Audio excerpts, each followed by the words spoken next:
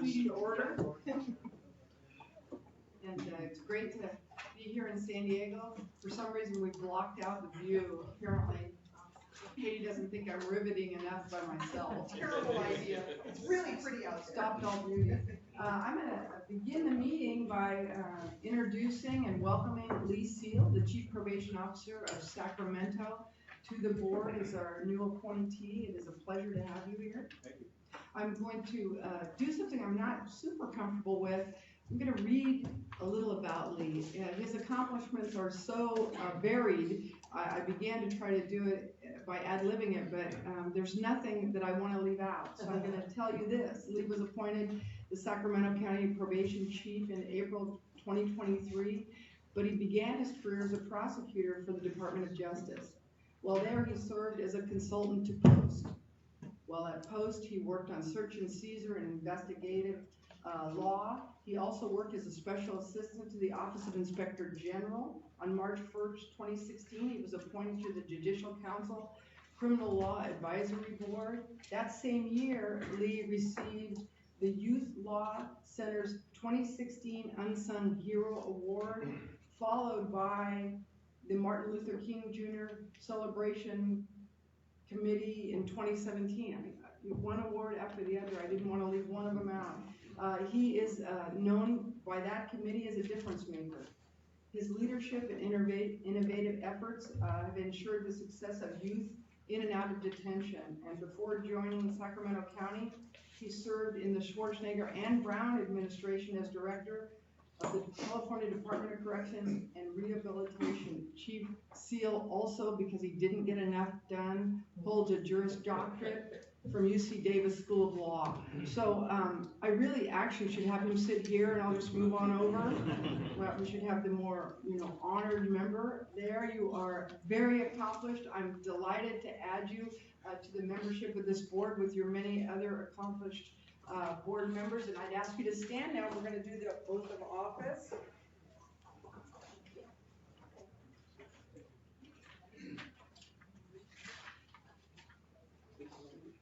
I, Lee Seal, do solemnly swear do solemnly swear that I will support and defend that I will support and defend the Constitution of the United States the Constitution of the United States and the Constitution of the State of California and the Constitution of the State of California against all enemies, foreign and domestic, against all enemies, foreign and domestic, and that I will bear true faith and allegiance and I will bear true faith and allegiance to the Constitution of the United States to the Constitution of the United States and the Constitution of California, and the Constitution of California, that I take this obligation freely that I take this obligation freely without any mental reservation without any mental reservation or purpose of evasion, or purpose of evasion, and that I will faithfully and I will faithfully discharge the duties discharge the duties upon which I'm about to enter. upon which I am about to enter.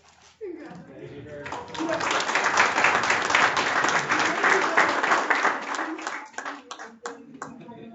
And I will tell you this, Adam is such a great assistant. He broke the oath down. Yes. Minutes of speech. Phrases, because I talk very fast. Well done. You made it easy for Would me. you, So thank you. would you share a few remarks with the board? I'd be happy to. I'm just gonna say simply that I'm delighted to be a part of such a talented group of people. We take this work very seriously. We want to do right by the people of the state of California. We know that means a diverse populations, of course the citizens, but also law enforcement, advocacy groups, researchers, and not least of which the clients who we hope to put on a better path and connect with services and treatment, rehabilitation, and all those things. So I can't wait to get started with the work. Thank you very much. Thank you. All right, we have a packed agenda, so we're gonna get on down the road a little bit, and I'd ask Adam to take a roll call of the members, please. Chair Penner, Present? Mr. Diaz is absent today. Mr. Green, Present. Mr. Brown, Here. Mr. Ford, Present. Mr. Seal, Present. Mr. Otola is also absent today. Mr. Bronco, Here. Mr. Mills, Here. Mr. Budnick, Here. Mr. Steinhardt, Here. Ms. Twell. Here. Madam Chair, we have a quorum. Thank you. We're going to skip the director's report for now, except for one announcement that we'd like to make. The BSCC had a big week. We were able to promote a very long-time employee to deputy director, and we're going to take a few minutes to hopefully embarrass him and honor him all in one. Ricardo really took this promotion seriously. For his first management meeting, he was late, I believe 45 minutes. He's proceeded that poor behavior by today when I began the meeting, he did not stop talking. So he's on sketchy terms already. In all seriousness, when I began with the BSCC, Curtis Hill, who was the acting director before I came on board, pointed to Ricardo and said, "That's your up-and-comer, that's your guy, pay close attention to him." I thought it was because he was always late, but apparently Curtis had a positive vent on Ricardo. And Katie, I'd ask you to say a few words, and then Ricardo, don't be tardy, you're going to be asked to speak next. Did you see what Lee just did? He took the microphone and carried forward. Thank you so much, Madam Chair and members of the board. I just wanted to acknowledge our excitement on the management team, and I think shared by board members, to have Ricardo in this new role. He's been with the Corrections Planning and Grants Program Division for 7 years and has done just absolutely amazing work along the way. His contributions on Prop 47 were just outstanding in every way. It was a huge kind of new and expanded area of responsibility with the board, and Ricardo has many, many talents, but among them it is his ability to really manage and connect with multiple groups and stakeholders and people, and at the same time just produce tremendous work, whether that's board reports or the grant development side, and certainly all the work he's done out in the field with our grantees. It's just delightful, and I'm really happy personally, Ricardo, to have you on the team. Welcome, welcome, and we'd like you to say a few words.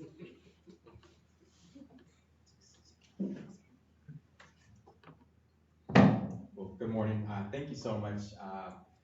Just wanted to say, first off, humble, appreciative, and extremely grateful.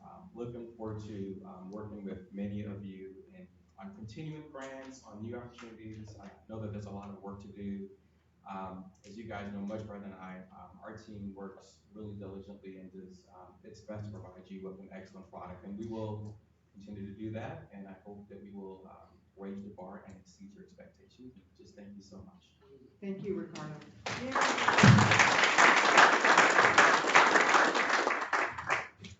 We have some guests today from Los Angeles Sheriff's Department, and I would like to invite John Gannon and Richard, aka Bojo. That was my biggest stressor of the day, was your last name. Would you mind pronouncing your last name for the party? If you turn the J into an H, it's Bojorquez. Bojorquez, thank you. Yeah, We practiced it at breakfast today, and we were super excited that you answered to Bojo. Yeah, the old Navy chief gave me that tag because he had the same anxiety. If that's your worst stressor today, it's going to be a darn good day. Take the floor and move us forward. Morning, and thank you, Madam Chair and the board, for having us up from Los Angeles.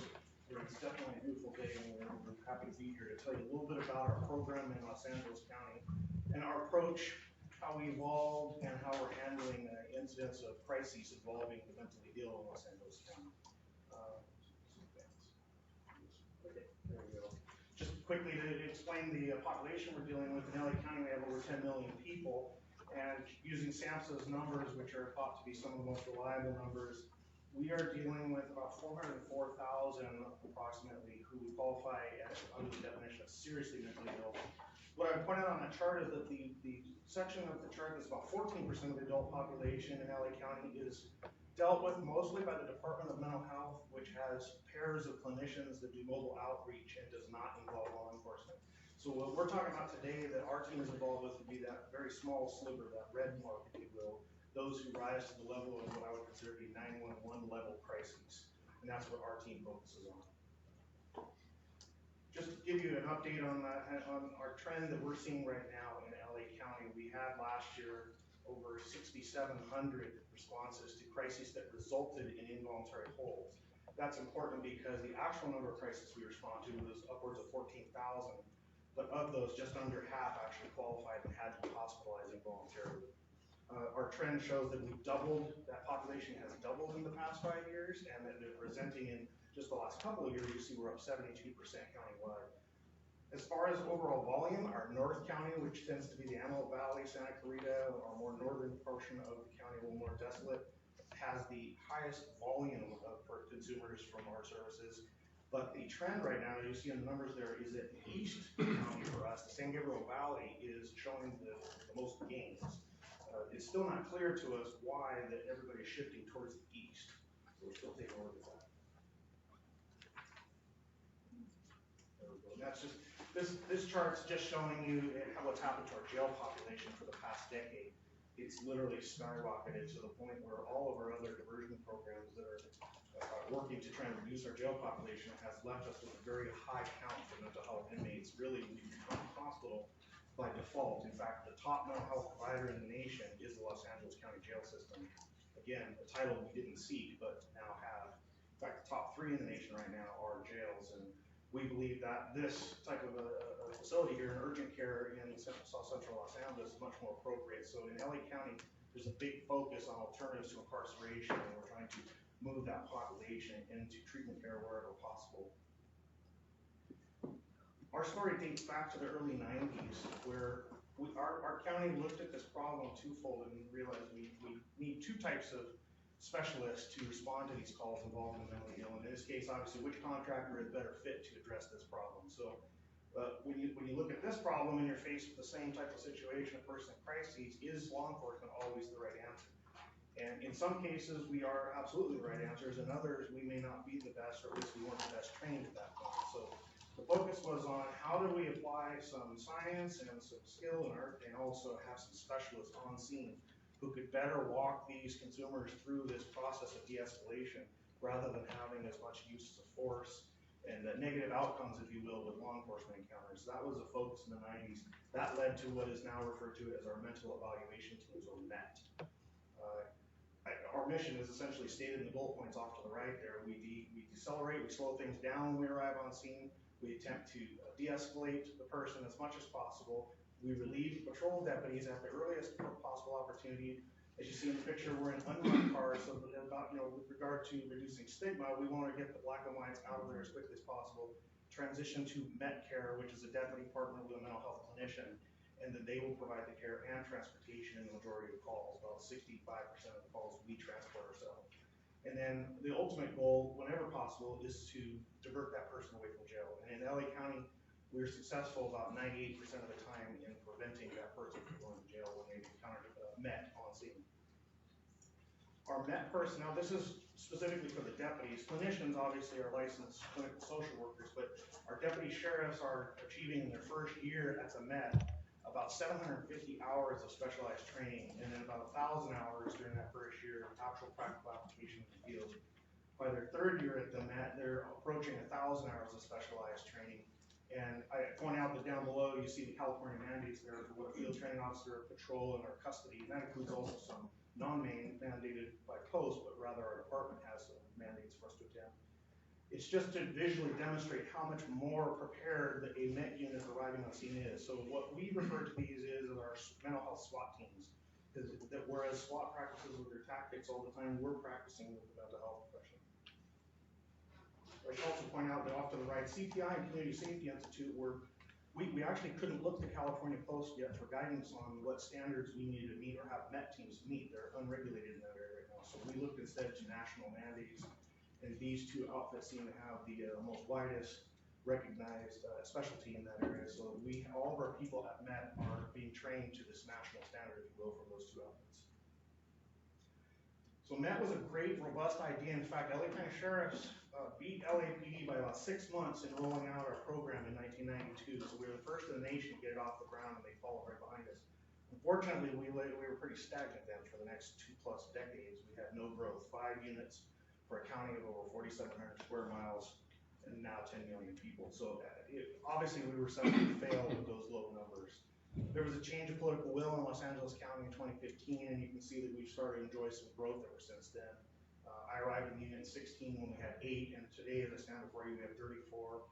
Our civilian oversight commission studied the number, and it backs up the numbers and the data we have from 2018 saying 60 is the minimum number that would be effective in Los Angeles County. So we're about a little more than halfway to that right now. We also opened up in 2017, you see a reference to 24-hour there. That's a 24-hour triage help desk that we now operate since 2017, and it acts as a central dispatching mechanism for Met units and also answers all the law enforcement calls. For example, if a deputy is detaining someone in the field and they suspect mental illness, we can provide them a consultation over the phone, find out their mental health history, either find them a close by bed or respond to Met unit to assist them. So that's open and a resource to law enforcement 24 hours a day. Naturally, as we added more offices to our growth, we've seen a steep decline in our response times. One of the major goals in LA County when I got that job was we need to actually get our deputies with all that wonderful training. We're no good to the patrol if we don't get there in time to actually impact the outcome of these situations. So we had to find ways, especially with our traffic, to split up the county into different sectors. So today we have 14 offices or stations that we operate out of. They're all strategic based on regions and traffic and different times of days that we deploy out of each. And we are highly dependent on our data to help us shift resources to keep with the trends. For example, we just opened a new double-sized office in the East County because we see that trend happening where most of the patients seem to be going in that direction. So we put resources in place. 19 minutes was accurate as of the end of last year, and I just checked it recently, it's about 16 and a half minutes. So we're still whittling away at that number, again, with the goal of getting our people there on scene to affect the outcome. This is our return on investment for 2018. We've enjoyed some pretty good numbers. We developed our own in-house tracking system, and we conduct surveys before leaving the scene. We depend on our patrol deputies and sergeants to provide us with the output that you're seeing here now reflected in this data. So during 2018, there was 5,200 crises. Over 800 of those responses where Met was on scene, we were able to help avert the use of force. Where patrol sergeant and or lead deputy reported that they believed that based on the trajectory of that incident, before Met got there, that they were going to have to use at least resisted handcuffing, which is the minimum criteria we consider force. And so based on that, when Met got there, they were able to de-escalate the patient with not only minimum use of force, but no use of force. That also includes the 5 attempted suicides by cops where we arrived on scene and were able to de-escalate those incidents successfully. 12 deadly weapons were still in hand when Met got there on scene. They were able to de-escalate those successfully. And 9 shootings were averted based on that. The shootings came straight from supervisors telling us it was imminent. So these are cases that were fairly common. Now the 822, again, it's a subjective number based on the opinion of the lead officer or the sergeant in the field of patrol making that opinion. So even if it's half that, the department is certainly happy to see that the numbers have declined and our interactions with mentally ill are improved once we have Met on scene. We respond to type 1 jail facilities. We are not in the jail. We have a JMET team that handles the jails inside. We handle, though, the type 1 jails, all of our courthouses and stations, and we'll roll to, say, police agencies that in the state county that need our assistance, we will respond and assist them. As you see from our numbers here, we're getting one of these call-outs every 4.1 days in LA County. And the teams are effective in 9 out of 10 of their responses. They're able to de-escalate the person. And just to give you an idea, some of the things that happen in the cells before we get there are obscene and terribly dirty, and you don't want to use your imagination. These people that we hire for this job are so passionate and so good at what they do, and they're so well trained that in 2 of these incidents last year, I happen to know that at least 2, they got the person who was involved, the target of this response, where they believed they're going to have an extraction team actually moving by force until we showed up. An hour later, they had the guy cleaning up his own cell before surrendering. So we've had that happen twice. So there's definitely techniques and there's training that is capable. It's just it takes high investment on the front end, but this is where it pays off. We're having a call like this roughly once a week in LA County. LA County had an on-call crisis negotiation team. We still do technically, but it's been decreasing because one of the benefits of expanding our Met team has been that we're already out there in the field now, and so as we're arriving, we're able to de-escalate many of these crises without having to respond with a full SWAT team or SEV team in our case. And we don't have to call in off-duty staff to address these issues now, since we're on at least 20 hours a day with that. It's very rare. In fact, 2/3 of all of the calls like this in LA County are now being handled by the Met teams. And through this process and our expertise, we decided that we would offer our services to the highway patrol. So in LA County, we are also the highway patrol's net team for any incidents that happen on the highways or incorporated areas of LA County.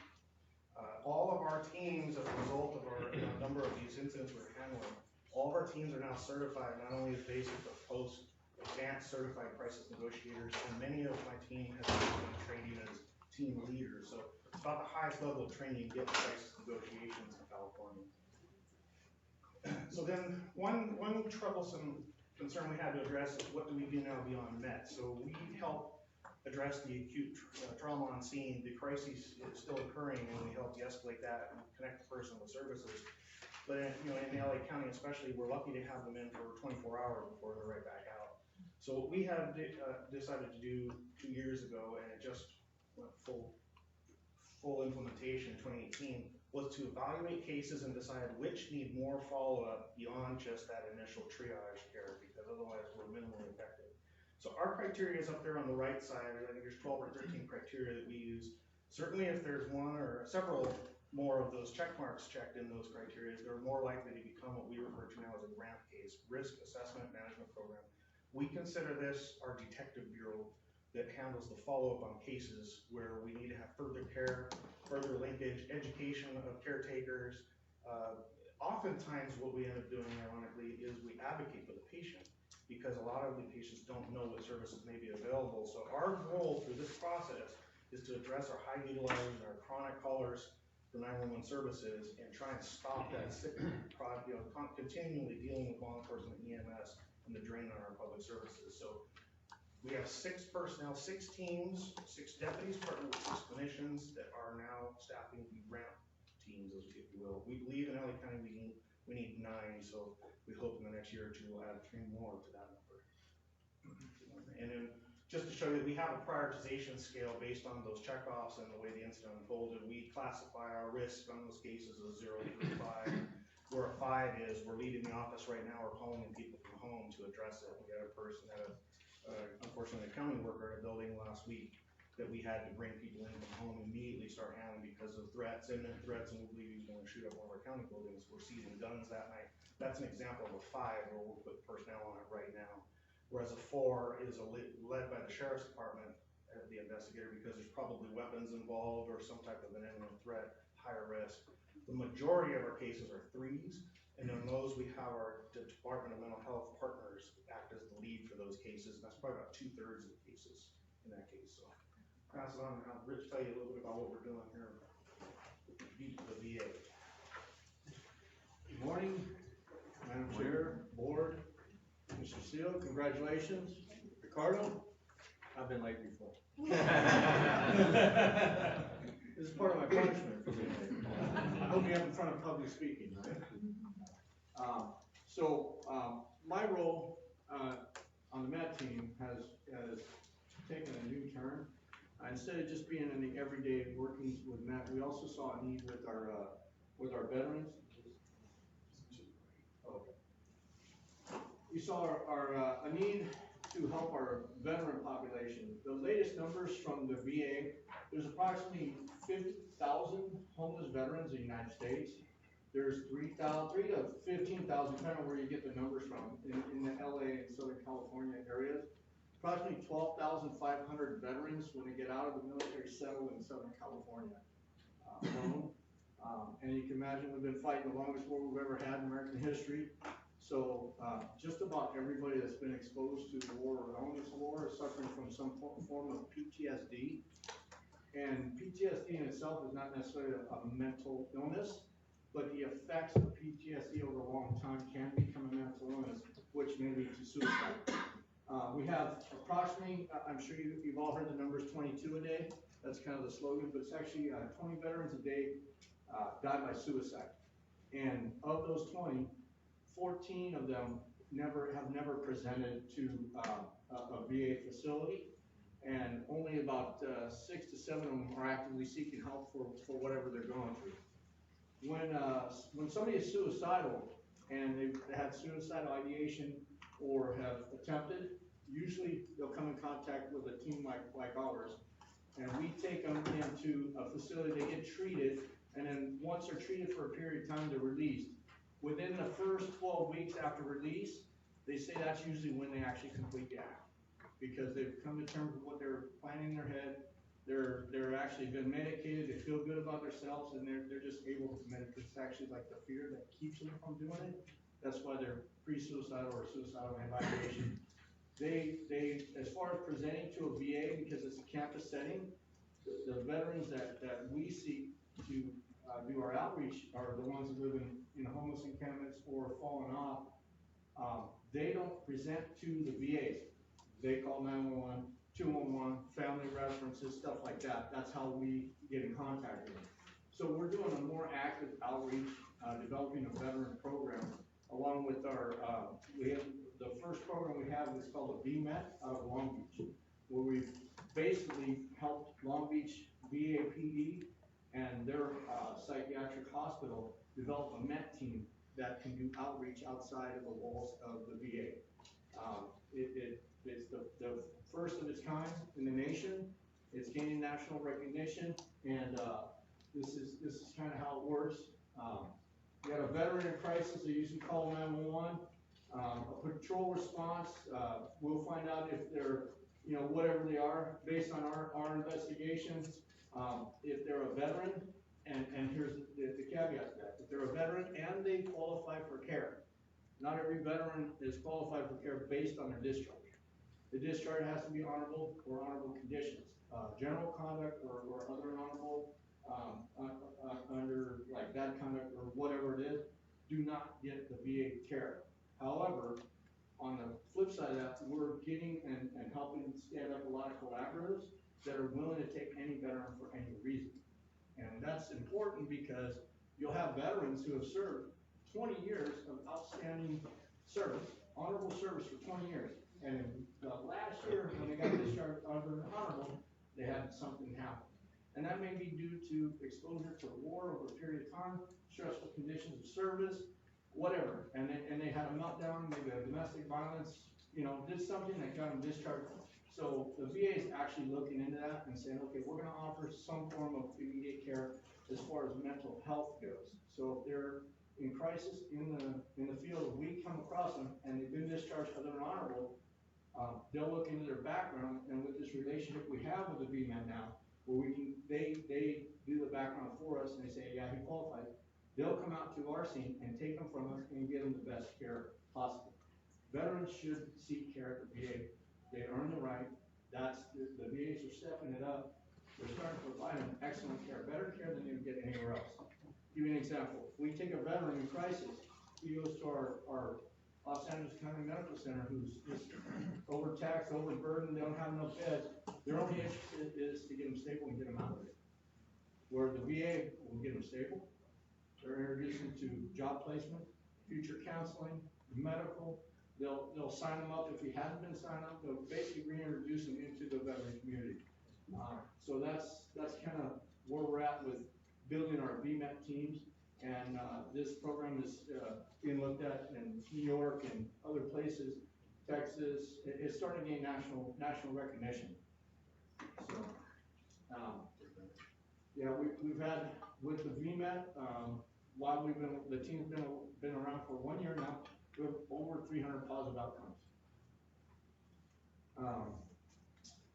The VMAT's looking at doing the telemental health for distant care. Within our own unit, we want to build up the VRAMP, which is like our RAMP. It's our risk assessment management program, which is basically our detectives for the MET team. We want to do the same thing with the veterans side of it. Right now, we've designed veteran culture training because approximately, or you've heard it, we've all heard of millennials, Gen X, Gen Z, all that stuff. 50% of the population that's now becoming police officers have no idea what it's like to serve their country. They have no ties, there's no patriotism, nothing. And so we're almost slipping back into that, how when I grew up, police officers were kind of rough. They didn't really, we didn't have these kind of programs. They told you what to do, how to do it, when to do it, you listen, or you got your, what. So it's almost becoming that on the veteran side, where the new police officers and deputy sheriffs we're hiring have no respect for law enforcement. They don't know how to, or for veterans, don't know how to deal with them, don't know what they've been through. A all they know is whatever they've been exposed to in their lives growing up, or what they heard. So we developed a culture training program to educate them about veteran culture itself and how to deal with veterans when they're in certain stages, where they're coming from. It's just a way to put them in touch with, hey, understand you're dealing with somebody. And where we learned this is we were invited to sit in on the PTSD counseling sessions at Long Beach. Dr. Alberts invited us to come in. We figured, okay, we were speaking to a crowd of about 65 Vietnam era veterans. And we thought, cool, they get us, you know, service people, we're all service connected. The first 40 minutes of that meeting, we were getting our asses handed to us. They were hitting us from every angle based on stuff that they experienced in the 50s related to law enforcement. So after de-escalating and talked to them, we had this open dialogue. We finally worked our way in. It's been now, we've had 5 meetings with these guys. And we're now, and we told them why we're there to extract information that better help us, help them and their brothers in the field. And so that's how we were able to develop these classes. So we have a veteran culture training class. We have the PTSD class and a suicide prevention class. And then another idea we had was recidivism is a big deal with regards to, you know, the prison population and jail population. I've been a cop for 30 years. Most of the time I spent was doing, you know, gang task force, anti-gang task force, all kinds of, you know, going after gangsters. And you just see that revolving door and never seems to close. And it's because of lack of opportunity. So we decided we're gonna scale it down and reach out to the veterans within the prison population. They're pretty organized within the prisons from what I found out in my initial inquiries. They have veterans programs and stuff, and they get together within the prison system, they talk and they make all these plans, but then sometimes when they get discharged, it's kind of like falls by the wayside, there's no follow-up. So we're trying to build that connectivity with the follow-up to get them immediately into the VA, because just because they went to prison doesn't mean erase their rights to what they earned during their service time. So we're building programs and connectivity to try and get them from prison into housing, counseling, jobs, whatever it is. So that's something new. That's something you guys are probably more expert in it than I would be, and I would definitely need your help on it. Right now it's a concept. Put it on paper. I've talked to parole officers. They say they like the concept because it helps manage because basically they're managing a case. It would help them with their accountability, and shows that they're actually trying to get these people help. So again, we're just experimenting with the veteran population because it's scalable, and we can recreate that on a larger scale, and it can just help everybody if we can get the public and all these other entities involved. And with that, I'll hand it back to John. So, I mean, there is no connectivity right now between the state prison system and teams like ours that are out there in the field handling the crises once they start presenting again after being released. So our goal here is some sort of a warm handoff, even a warm or hot handoff, so that we know this person's back out and we can assist them, kind of like ramp, if you will. We would rather pre-address the problem than have to address it when it's during the crisis, because it's definitely more high risk for patient and for law enforcement when we're encountering them during a crisis. Just to point out on one of the things that I like about the VMET program, when they're not handling crises and assisting us as a co-response team in the field, they spend their time addressing those who are failing to show up at their appointments at the VA and are listed by the doctors as high risk. And the VA has some rules about having to have 4 positive contacts with patient who met certain criteria. And if they stop showing up, they don't answer the phone, or there's no return to their letters, then they now send VMET in LA County, goes into the door knock. So we will assist the VMET in some of those depending on the level of risk. But there again, it's more of a ramp approach. We'd rather prevent things from going sideways and have to later deal with that person in crisis. That everything we're approaching in that regard has been very positive. I forgot to add just one thing, if I may. With what he just said, with the patients or the veterans that from discharge, there's that 12-week stat, and whether they actually do commit suicide, and there's 20 a day. 14 of those that have fallen away from any kind of care or contact. We've also developed a program called Caring Contacts. It's been around for 40 years. Hospitals and psych, they don't use it for whatever reason. They say it's expensive. It's basically a concept of sending someone a letter, an email, a phone call, whatever. We've kind of stepped it up with building a veteran network, like a veteran peer access network or something like that, to actually go and visit these guys. And it's basically just, hey, I care about you, I'm here for you. That's it. No expectation, nothing, other than just kind of resets, a little bit of hope, give them a little something to look forward to, because when they're at that period in their lives, they just think, you know, nobody cares, and if I did this, nobody would care. So you interrupt that thought process by making a caring contact, so this is something else. And then the last thing I'll mention is what we're referring to as our intake booking diversion. It's a pilot we're about to start next month in our East County, because as I showed you, our East County right now is our busiest section in terms of highest growth year over year in the mentally ill presenting in LA County. In essence, I won't walk you through the whole thing, but in essence, when a person is brought to the back door of the station, they've already bypassed my unit at that point. They're not being seen by a med unit in the field, and yet if they present with mental illness, we've missed that first intercept opportunity. So our thought is, when they hit the booking cage and the deputies handling the arrest start filling out the mental and medical health screening forms, any yes answers to mental health questions will prompt basically on our form changing it, that makes them stop. Then they have to contact our 24-hour help desk. We will respond to Met Unit to the booking area to meet with them and the watch commander and the handling detective to confer on whether or not that patient can be diverted. Because our goal in LA County is wherever possible, try and divert those patients rather than have them enter the jail. And we started looking really hard this year at where we need to stop the flows right there at the station booking level. So that's what we're about to engage in a grant project pilot here in East County that involves the, we have 2 education academia partners. They're gonna look at helping us to prove this concept works and hopefully reduce our jail population. In LA County, we have to actually close our central jail in the not too distant future. And so they're trying to figure out how are we gonna, drop that total number of population down by up to 4,000 people. So we believe this will be the beginning of that effort to stem the flow on the inside, if you will. And then the judicial system is looking at other opportunities to divert as well. But this is, my team's focus is to address the person presenting at the booking cell and take into account all of their charges and whether or not they may qualify for a diversion.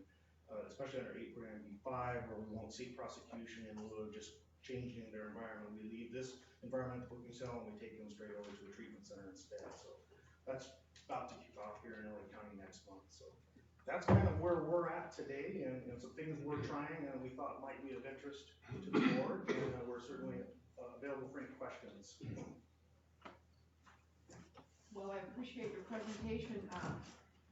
For the veterans linkage between probation and parole, I think people on this board heard you loud and clear. And hopefully Very good, thank you. this will create some context. The Secretary of Corrections is not here today, but a friend of his is. Okay. So hoping that, there's some outreach and we can help LA. Great efforts. Anybody else on the board? Yeah, absolutely. Really just amazed at what you guys are doing. It's just some heroic stuff and great to hear. I mean, had no clue coming into this, and now feel like I got such a great education, and I really, for the last kind of 20 years being in the prisons, seeing that veteran population and hearing the same stories over and over again, both as to what led to the commitment offense, but also the lack of services or the lack of even knowing what to do, is true. An actual inmate who helped start many of the veterans programs in the prison, who was a Vietnam vet who's been in there for 41 years, just received a grant of parole by the board and is going to be home and wants to devote his life to doing this. He also knows hundreds of staff members at various prisons that have decided that this veteran issue is their priority, and that's what they are now facilitating all these programs within the prisons. He would be a great person to talk to when he comes home to LA County to get all of that information. He definitely wants to be of service. I guess my question, his name's Jim White. My question is, I think it's disgusting that any veteran should be homeless or struggling without getting the help that they need. And beyond the veterans, it's incredible what you're doing for everybody with mental health issues. What do you think we need to know in terms of you are making such an impact at that moment of arrest or not arrest, booking, not booking, then they go and get treatment instead of incarceration, and then what happens? And then what's the long-term solution? Where do we need to be thinking in terms of long-term? Like, you're doing incredible work at that moment, getting them to treatment, but what are the cracks that we need to fight to address? So in LA County, they've established what they're referring to as the Alternatives to Incarceration Commission, and there's a subcommittee group that's meeting with all sections of the county, public, private, and this is a very wide scale social economic problem in LA County. Especially our homeless population is just massive. So our fault, we need more beds, we need more urgent care, of course. We do find that the urgent care, I don't know if you're familiar with those, the urgent care centers, we have like 4 or 5 of them now in LA County, with 2 more scheduled. They can treat patients for up to 23.5 hours, and they have to either discharge them or move them to a fully staffed mental health facility. So they're just a stabilization level. A lot of times what's happening is people don't follow their medication, their prescribed medications. So we take them into the urgent care center, get them stabilized, and they can be returned to the community. What has to happen though is many of these patients don't follow through on the after action care they're given by physicians, and there's not a lot of social workers within that environment to follow. That's where we've established our ramp. We'll take on at least those that we can by prioritizing our services. I think case social worker is a big part of this in the future. We're also looking a lot more at peer-to-peer networks. One of my biggest concerns, and I know Rich shares, especially with the veterans, is what do you do with the people who don't qualify for a hold? And they're still left in that environment. They may not be to that point where we're taking them with us, now what? And so we're looking a lot more right now in LA County, and there's an actual program that's starting with Veterans VCAN, the Veterans Peer Access Network, where we're trying to find ways that we can, just like now when we receive a call out in the field for patrol that involves mental health, and we'll inquire with the phone as a veteran, yes, we'll start the VA rolling with us to that. We'd like to be able to do the same with peer access groups, have them start rolling and do not just a warm handoff, a physical handoff, better than a warm handoff, because warm handoffs now have become rather lukewarm in LA County. There's a gap and then that person will fall through the cracks. So I think that those missing components, the peer-to-peer, those added social workers, and additional urgent care centers are going to be very helpful for our cause. And then if I may, you couldn't do your job without the support, right? And it's building proper support networks and having them in place. Some of the biggest heartbreaks I ever had was dealing with the nonprofits who say they're out there to help this and that and the other, and then when you actually approach them, you know, they're unavailable, you can't access their care, whatever it is.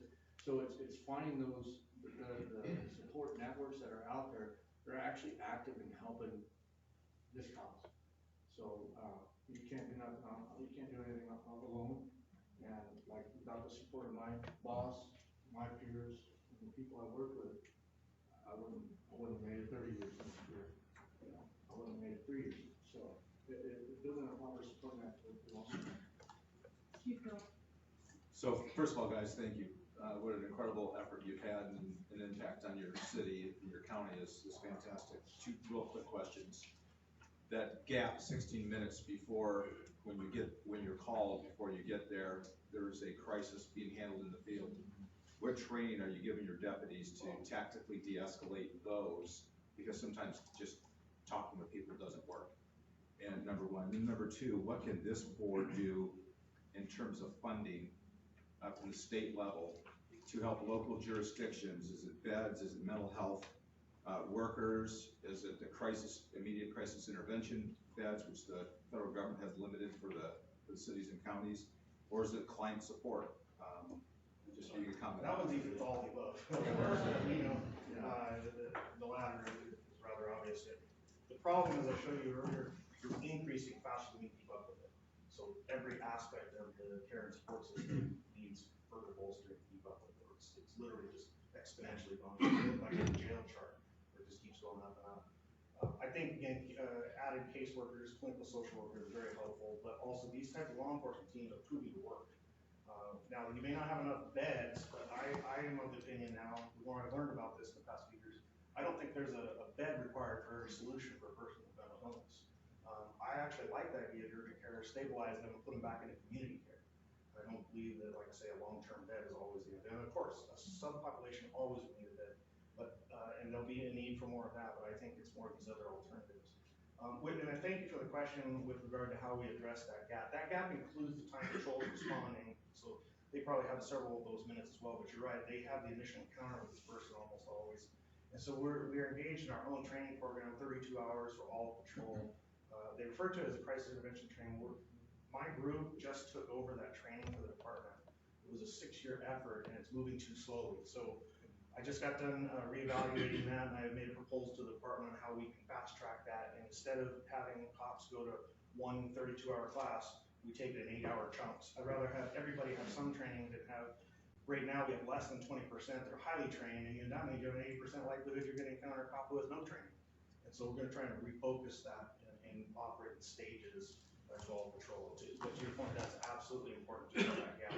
And our guys that go through the training are doing a fantastic job of stabilizing and just keeping them in the environment long enough for us to get there to help with that. And that's the goal. That's just a real technical question. Thank you so much for the presentation. On your slide where you talk about the MET expansion, are these teams or officers? What Those are pairs, a deputy pairs? partnered with a clinician. Got it. Okay, thank you. And how are you funded? AB 109 monies largely, and some office of the county in 2017 created an Office of Diversion and Reentry, so they have some money as well. And that's funded pretty much all of our growth. Our current request is, and our next milestone will be to add 12 more units. That would add a early morning shift or a graveyard shift, if you will. Right now we have a gap from 2 in the morning till 6 in the morning. And so we're starting, we start powering down 1:30 in the morning, and we have to restart up every day, 6. So we'd like to fill that gap with a shift and to properly staff the whole county with an early morning shift for North and South County in 12 on. Sure. You have 34 teams. I'm assuming that's for LA Sheriff's territory?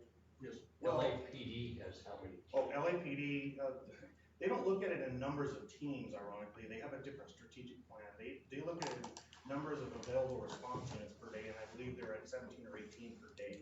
That's how they do their deployment is different.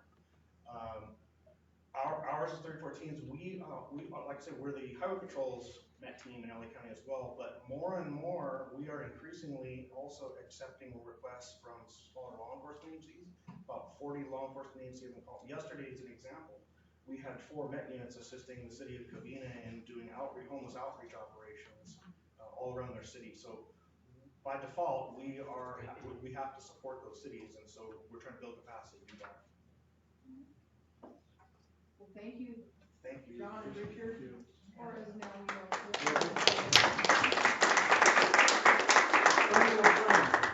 Thank you, sir.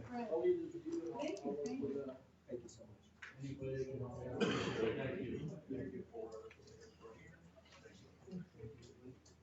All right, moving on now to the, I'm going to skip the chair's report because I think you've heard enough from me right now, and move on to the executive director. Thank you, Madam Chair, and thank you, LA Sheriffs. That was fantastic. I just wanted to direct your attention very briefly to the legislative update, which is in your binders, and to point to 2 bills in particular that have to do very directly with 2 VSCC grants.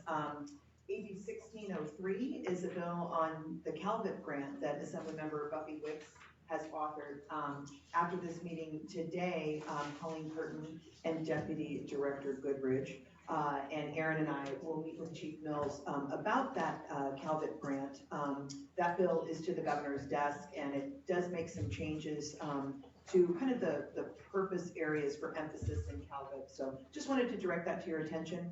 Calvert was in the budget, and so it's a little bit unusual to see a policy bill moving alongside during the same year, but Assemblymember Wicks is really, really interested in violence reduction and is working with some advocacy groups on that bill. So we're thinking it's likely that the governor will sign the bill, and so we'll just, figure out how to adjust accordingly. And then AB 1454 is Assemblymember Joan Sawyer's bill that is more like a budget trailer bill that there wasn't time to do during the budget process, and this is going to implement round 2 of the Youth Reinvestment Grant. And ESC Chair David Steinhardt and Aaron and I and our team have been keeping a close watch on that bill. And that's back in the Assembly. I'm not paying attention to the legislature today, but there'll be a Assembly Public Safety hearing very briefly. Did that happen? Okay, so we anticipate that'll be getting to the governor. I just wanted to point to those 2. Happy to answer any questions you may have on the ledge report, and then turn it over to Aaron for any legal updates. Very briefly, Madam Chair and members, thank you. Two brief legal updates. October 1st, the feminine hygiene regulation becomes effective. You may recall that we were sued last December regarding those regulations, and as part of the dismissal of that lawsuit, we didn't enter into a settlement agreement, but there was an understanding that we would change that reg, and it is now effective October 1. And then also a brief update on the JAG litigation. And I don't think we have any reason to go into closed session today, but scheduling and calendaring for oral argument for the Ninth Circuit is, a request has gone out to the AG's office, and they're looking at dates right now. So we expect oral argument in that case to proceed probably November, December, January, the dates they're kind of looking at right now. As you note as you have seen on the agenda, we're going to give out the JAG money today, and we will continue to fund those awards until the higher court tells us we can't do so. So that's the update. Thank you. Moving now to the consent items. Before I do that, I'd ask anyone in the audience that would like to comment on any specific item today, make sure that you grabbed the speaker's card and shared it with Adam and Tracy up front here. First, speaking is limited to 2 minutes if you do choose to speak on an item. On the consent agenda now, the only item is item A, minutes from the July 11th board's meetings. That hopefully the board members have reviewed that. Looking for a motion. So Second. All in favor? Aye. Opposed, abstained, motion carries. Now we're right on down the road to action item discussions. The only thing I would say prior to starting that is we are going to move item F and do it between items C and D. So, because we do have members that may be leaving, we want to get to the action items necessary early in the process. Item B, first and foremost, we want to give the 2020 board schedule to the board for approval. That is under, yes, tab B. With one addition, Madam Chair, please. We need to note that we would like to add, and ask you to plan to add, a teleconference in January. We're proposing Thursday, January 23rd, because we have been really trying to expedite getting the funding out into the field on these rehabilitation of existing property grants, which Ricardo will be presenting the RFP shortly. And so as we looked at the calendar, the best way we could do that was to add a teleconference meeting, which will be a public meeting, but we'll go through the usual routine with posting your locations, and Sacramento people are welcome to come to our office and so forth. But if you could please add Thursday, January 23rd. And then note, of course, if you already know that you have a problem with any of these dates, please be sure to let Adam know. Are there any of those that we need to talk about now? That April date is, April 8th is Passover. Just, I don't think that necessarily interferes, but just so people know. Okay, thank you, David. We do try to look at that, I apologize. Should we consider moving it, do you think? I don't think you need to move it. I mean, just. Well, we're certainly early enough in the process to move it if we need to. Can we look at the next Thursday in April, just to see if that's an easy switch? Which, is it the first day of Passover? Second day. You said it was the 8th. 8th. So it's the 9th is the meeting. This Jew thinks it's fine. I'm okay with it, Wait but a I don't second. know about everybody else. 2020, so let's get into the right year here. It's okay? Yeah, we got 2 okays. All right, excellent, 2 important okays. Anything else? All right.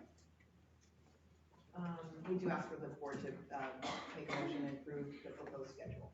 So moved. Oh, sorry, Madam Chair, that's your job. Thank you. Someone might say you took the word from right away. So we have a motion, have a second? All in favor? Aye. Opposed, abstained, motion carries. Moving to item C. Process for approving collection of juvenile adult, co-location of juvenile adult facilities. I believe we have a a new individual presenting on that item. Council's gonna do an item today. I am. I'm filling in for Deputy Director Ganter today. Madam Chair, members, the Board of State and Community Corrections is the designated state agency that monitors juvenile detention facilities for compliance with the Federal Juvenile Justice and Delinquency Prevention Act, which was recently reauthorized as the Charles Grassley Juvenile Justice and Delinquency Prevention Program, but we usually just refer to it as the JJDPA. The BSD is required also, of course, the development and standards for the operation and construction of local juvenile detention facilities. In the last decade, as I think we've discussed before, following the passage of Senate Bill 81, county juvenile detention facility populations have declined. As local juvenile detention facility populations have decreased, counties have been evaluating the use of secure detention facilities, considering how best to serve the youth under the jurisdiction of the juvenile court. Some counties have recently constructed or modernized juvenile facilities with an emphasis on programming. Other counties have closed facilities altogether.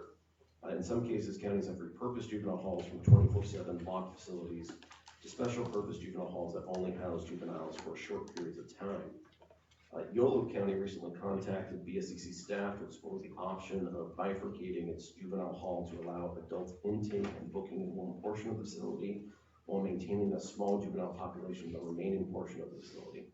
I would just note that the rated capacity of Yolo County is 90 beds right now. They currently have a population of 4 youth in secure detention right now with an average daily population of less than 5.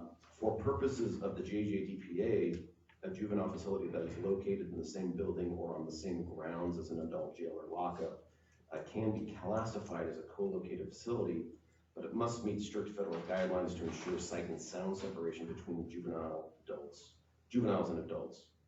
Given the BSCC's role in monitoring compliance with the JJDPA, BSCC staff recommends adopting a framework for evaluating requests from counties to establish co-located adult and juvenile facilities.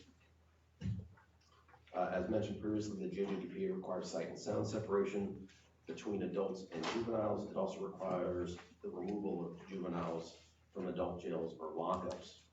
To ensure compliance with the JJDPA, the Act requires states to have a designated state agency that is responsible for oversight. The Board of State and Community Corrections is that designated state agency, and we monitor compliance with the JJDPA. JJDPA prohibits the detention of juveniles in adult jails and lockups unless the facility is specifically designated as a co-located facility and it meets the following criteria: that there's sight and sound separation between juveniles and adults, that the juvenile facility must provide separate juvenile and adult programs, the juvenile facility must have separate staff for juvenile and adult populations, and that the juvenile facility must comply with state standards for juvenile detention facilities. There's a footnote in the board report sort of detailing the regulation that we have to follow. And I also want to acknowledge that Eloisa Tuitama from our team is here. She's our designated federal compliance monitor. We also just recently underwent an audit under the JJDPA, which we have passed. So we're currently in compliance with the JJDPA.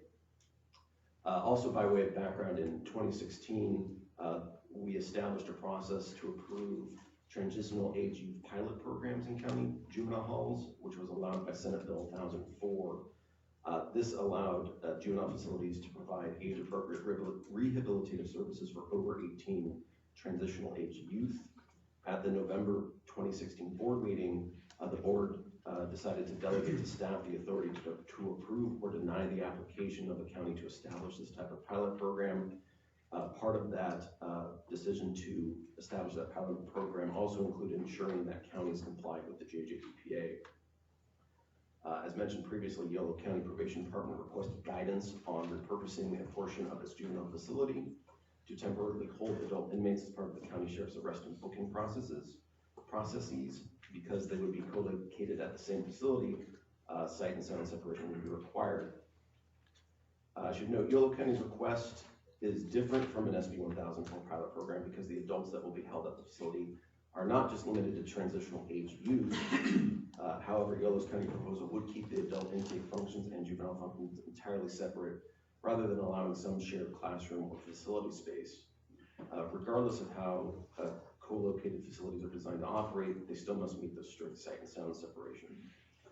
Because of the significant population reductions in juvenile halls, we anticipate that we may be receiving this type of question more often in the future. And to address these local requests in a consistent manner, we recommend adopting a review process that's similar to the SB 1004 review process to ensure that co-located facilities comply with the JJGPA. Basically, we would have the local agency submit a proposal in writing. The BSC staff would then do the following. We would review the funding source of that juvenile facility and look at any implications about changing the facility use. This can come up if the facility was constructed using lease revenue bonds or federal VOIDS money. We would review the operational program statement for compliance with Title 15, and we would review design or architectural drawings if they're doing any construction to physically separate those populations, and staff would conduct a site visit. At that point, we provide a tentative determination that co-location will comply with the JJDPA, and then following construction and implementation of the operational plan, BSCC staff will conduct a final inspection and further classification, provided, of course, that the facility complies with all requirements of Titles 15 and 24 and the JJDPA.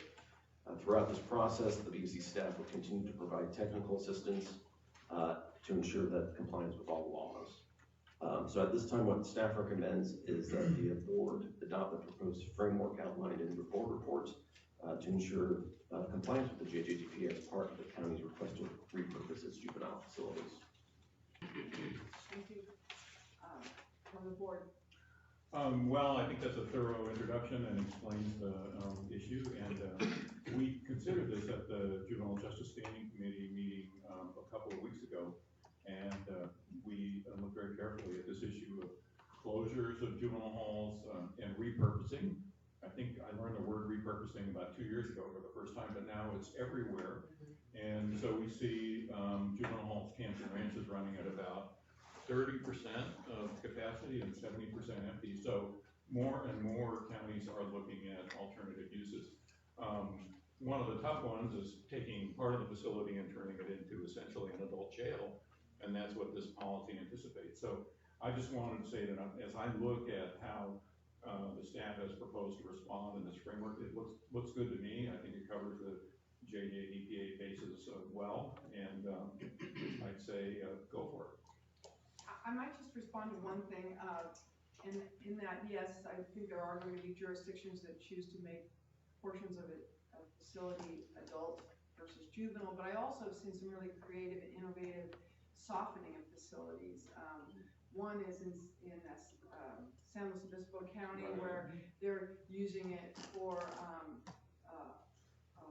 level of youthful offenders that have very expensive group home cost attached to them that are constant runners, and this has been a very successful program. In fact, one where I propose, if we're looking at where to have a meeting sometime next year, that we could co-locate there and see that softened facility, because that purpose is also something that comes before the board and should be considered. So there's the positive and innovative piece of this that I think the board should also be aware of. It is a great deal of work that's done by our staff behind the scenes, and this really just formalizes a process so it comes to the board and is recognized of things that are going on out throughout the state.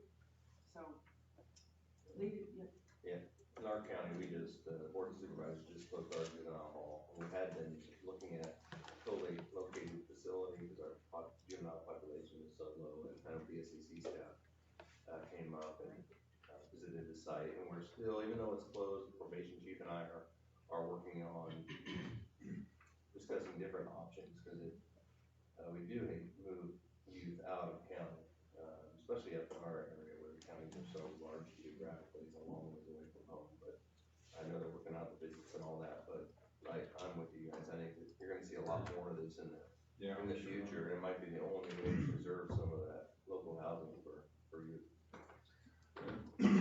Go ahead, please. Thank you. I also agree with the comments and thank our general counsel for the thorough analysis. At the outset, I'll say that our county has been in conversation with Yolo County, so I just offer that as a disclosure of sorts. But setting that aside, I think this is a very important conversation. I know it's not exactly part of what's being contemplated right here, but we all know that there is quite a bit of conversation right now about emerging brain science and this transition age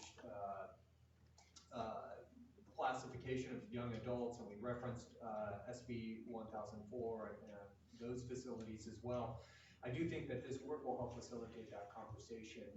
Whether or not that's exactly on the table right now with YOLO, yeah, I'm sure it's going to be on the table at some point, and if that means that we can have conversations about working with our sheriffs, for example, just as a hypothetical, to look at treating 19-year-olds or 20-year-olds or whatever that right young adult population in a way that's more commensurate with the rehabilitative focuses of our juvenile system, I think that's a good thing. And I know that there's a lot of sheriffs out there that are very supportive of that and want to kind of think creatively because they're facing their own facility pressures as well and the same kinds of things. So it's kind of, I see a good confluence between, you know, a lot of jails out there are facing litigation pressures and at the same time we have this kind of good problem in the juvenile rehab space in some of our facilities. So there's an opportunity there, I think, in some counties to work together. It's a kind of a proceed with caution move because, I mean, the advocates are not wild about having adult jail inmates in a juvenile facility, and these controls like separation of program and so on are hard to monitor and the like. But it is a direction that's going to, you know, come up in the future. San Francisco, for those of you who follow that, I mean, has voted to close its juvenile hall. It's the biggest city in the nation to close its secure detention facility for kids, and that's not supposed to happen until the end of 2021. But my God, what a tempestuous debate that was about shutting the facility down and the question about what to do with kids who must be detained. Do we cap them off to another county? And the county next door, San Mateo, was considering closing its juvenile hall as well. This is cost-driven in large part. We're talking about $300,000 and $400,000 unit cost per kid per year when the population goes down. So aside from just the co-location challenge and monitoring, this is a kind of management crisis for these facilities that's not going to go away. I agree, and I think that's why it's important that these moves come before this board. Scott? I would just like to double down on what Chief Seal was saying about the emerging adult population. I think any chance that we in our counties, and especially in the juvenile system built around rehabilitation, which is just way more softer, as we know, than anything any prison you could go to, any ability to keep someone whose brain's not formally developed, 18 to 25 years old, in the county, in a probation setting, even in a separate facility, and not have them go to the prisons where they're educated by some very tough characters, I think is a huge step in the right direction. And also talking about the softening of facilities, we've taken a couple facilities in LA, Camp Gonzales, which is a probation camp that incarcerated 100 people, shut it down, and now working with Chief Terry McDonald and turning it into a vocational training school with the building trades there, with an incredible culinary program there, with a coding program there, and it being a residential place for kids who are now free on probation. And we're now doing the same with Supervisor Barger out in Lancaster with her facilities. Did the same at the Ventura Training Center, where we started the first ever fire camp with CDCR and DAPO and CAL FIRE and the California Conservation Corps, and even tore down the barbed wire fence around it, and it now serves parolees. There's so much interesting and innovative things that we can do rather than only, and by the way, yes, it's an option to use it for adult jail beds, but I think there's a lot of really special things we can do to help change people's lives. I agree, and I'm concerned this conversation out there of closing juvenile facilities across the state is going to have unintended impacts again, because we're already seeing a escalation in the population of DJJ, and as we have those sorts of things happen, you know, I think we have to be careful and consider closure of local programming and local opportunities for young people to stay close to their families. And this is our opportunity to be part of that conversation. Certainly, we won't take a position, yay or nay, but we need to formalize that and bring it back to the board. So staff's done a great job of that. I now invite anyone from the public that has a speaker's card on the side to come forward. We do have, 2 public comments, Dominique Young and Renee Menard, keep in mind behind the podium. And we're looking at, just before you start, you're not special or anything, but about a 2-minute buzzer effect to happen here. Good morning, Dominique Young from the Children's Defense Fund, California. I just wanted to say I appreciate the proposed process. The only adjustment is it wasn't clear if after there's staff approval, if it would come before the board. So I just wanted to request that the board approval be required at the end of each approval process. Not only would this provide additional insight, but it would make the process more transparent. It would allow requests and proposals to be made public, as was done with the Yolo County proposal, and it would allow public input, especially from those familiar with the facilities, to express approval and perhaps confirm the need, or perhaps raise concerns that may not come to the attention of the staff during the approval process. Thank you. Thank you.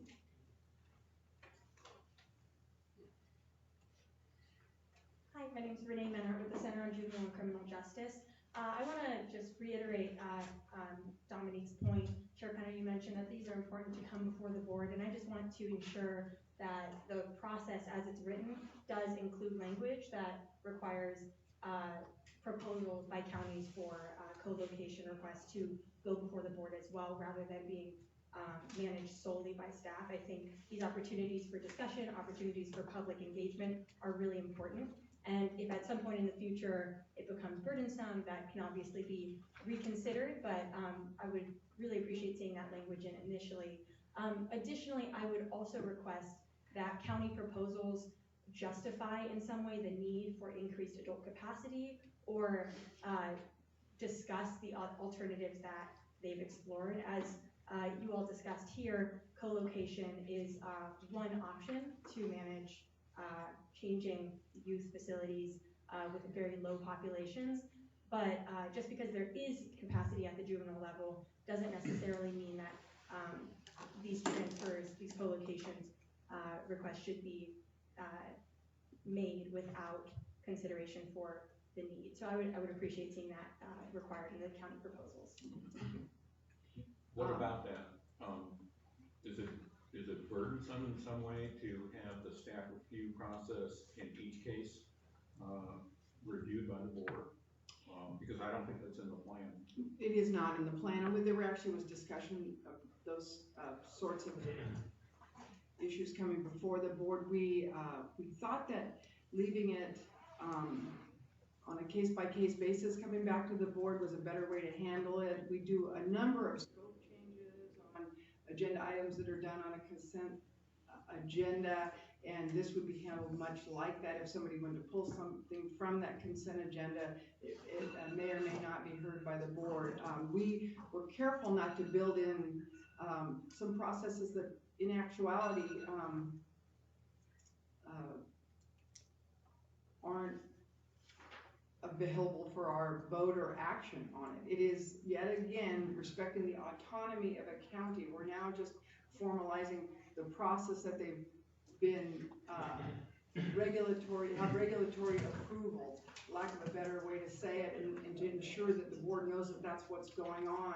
We cannot reach into a county and say yay or nay whether you can co-locate adults in that. We can simply say, based on regulations, you've dotted all of the I's and crossed the T's. So it's not coming back to us as an action item, it's just advisory. I hope I'm stating that correctly. Well, we're adopting a policy that dictates the terms of a BSCC staff review for co-located facilities. So, you know, I actually trust the staff on this, having looked at the 208.5 process, and I'm not prepared to move to have the board review every instance and approve every instance, but I'm concerned about what's been suggested, and I want to give this more thought, maybe later on. Go ahead, Kate. Did you want to say anything first, Jerry? No, I think Mr. Steinhardt sort of suggested where we are. There is an opportunity, if you want all proposals to come back from the board, this is sort of a governance question, we could do that. The staff recommendation is that the staff handle it. And we can do sort of information items at board agendas to see what the process. I heard two Now, requests. I'm happy to adopt earlier. it today as is, but leave open the question of whether individual county proposals to co-locate adults in juvenile jails, in juvenile halls, whether those approvals by the staff need to be also approved by the board. That's a separate question. It's a work question as well, and so I think my idea is we table that for now, approve this for now, Yeah. but don't let go of it. Well, and I heard two requests, I just want to be clear. I heard one saying we want to be able to approve whether or not counties can move to do that. That's does not come before the board. We simply apply the regulatory process to that. But that was raised. I don't want to complicate two of those from the speaker. So can we approve this as is? And Perhaps a compromise landing spot would be to say, approve this process for the review of co-location, which has the multiple parts to it that we've talked about. And then if you'd like, you could say, quarterly, we'll provide an information item to the board saying we received 0 co-location requests or received 1 or 2 or whatever it may be. So that is publicly available. But I think our concern is to just be sure to be able to work with the counties on timelines that vary greatly. Yeah. I think though what's been asked by the public comment, I'm working my watch here, we have a ways to go, is that they want assurance that the staff approval if given to co-location has been properly processed and adequately decided. And they're looking for a public forum in which to, as deemed appropriate, to challenge the approval and so there isn't rubber stamping. Right. So, I mean, I think there are ways to make that happen anyway, without setting the precedent now that every approval has to not only come to the board, but wait until the board meeting. Exactly, that's part of the concern. So I'm just saying, I've heard it, I'm aware of it, I think we shouldn't let go of it, but I'm happy to support what's on the table today. all right. Anything from any other board member? Hearing nothing from Scott. Okay, I'm looking for a motion and a second. I'll make a motion that we approve staff's recommendation. All in favor? Aye. Opposed? Abstained? Motion carries. Thank you for your comments, everyone in the audience. Moving along, I think we're going to item F.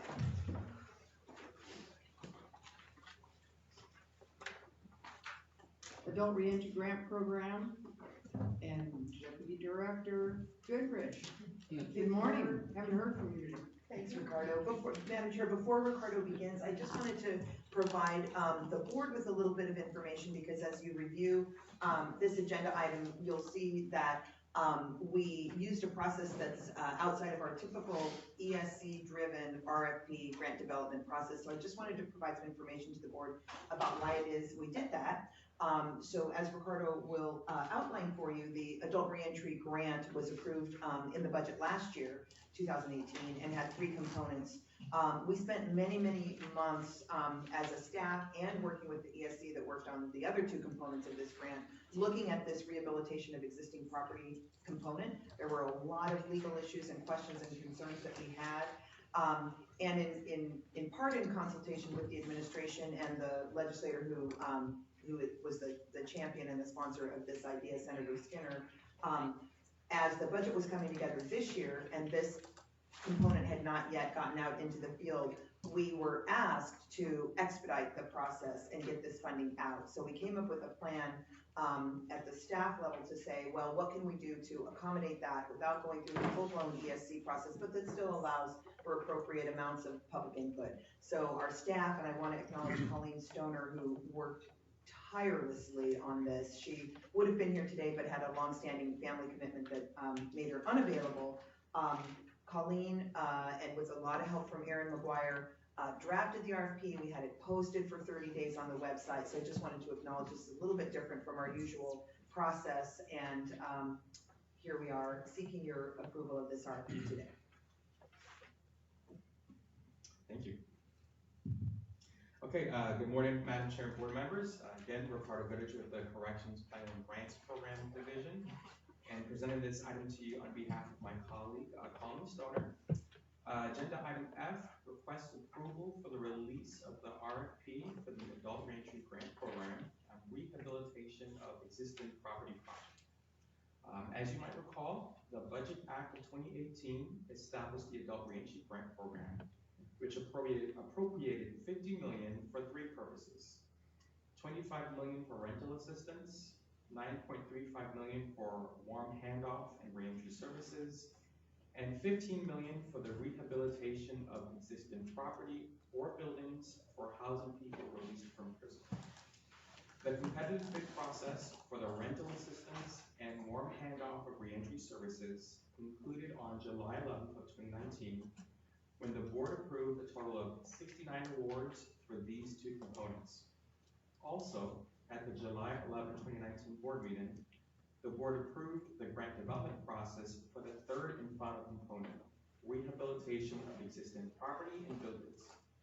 The board authorized staff to develop the RFP upon completion to post it to the website for a 30-day public comment period. The board authorized staff to review public comments at the end of the period, update the RFP as needed, and return to the board for approval. This RFP is before the board today for approval to release to the field. It should be noted that at the July 11, 2019 meeting, the board also authorized the convening of a scoring committee to rate the proposals for the rehabilitation of existing property project and develop funding recommendations. Board Chair Linda Penner and Board Member Francis Turner were appointed to serve on the scoring committee. To assist in the recruitment of the scoring committee, an invitation for statements of interest and membership were posted to the BSSC website. And this resource will be used to help develop a finalized membership list. A few grant components that we want to highlight, and you're more than welcome to follow along with the agenda item. Eligible applicants are non-governmental CBOs registered to do business in the state of California that have been determined by the IRS to have a 501c3 status. Applicants will be allowed to request a minimum of $3 million and up to a maximum of $5 million for the proposed project. Applicants must provide a cash match of 20% of the grant award. Applicants must use grant funds solely for the purpose of rehabbing property or buildings to house persons formerly incarcerated in state prison. Eligible housing may include transitional housing, permanent housing, and safe haven housing. The funding for rehabbing or renovating of existing property will be available for a 3-year period. Applicants must agree to house the target population of individuals formerly incarcerated in state prison following completion of the project and for the duration of the grant period until January 31, 2035.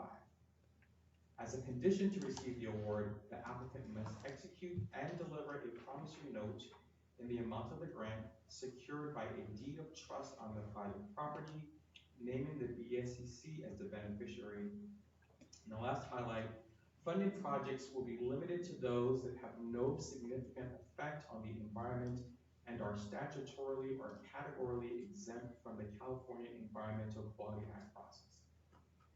As Executive Director noted, we received a number of public comments, the vast majority of which were included in the draft RFP before you today. A few public comments, however, were received after the draft was completed and was completed. A letter that was provided by Senator Skinner's office and CJ Seager are also in your board packet for review.